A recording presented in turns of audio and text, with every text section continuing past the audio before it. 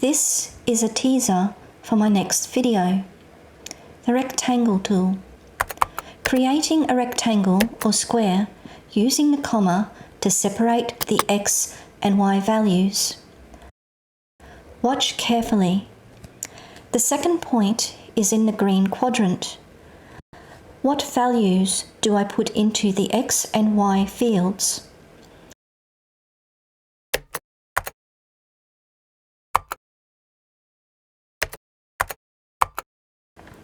Are they positive or negative?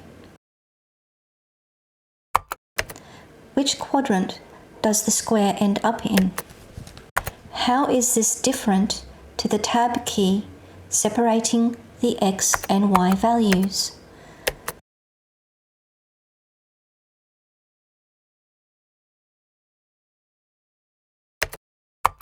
Watch carefully.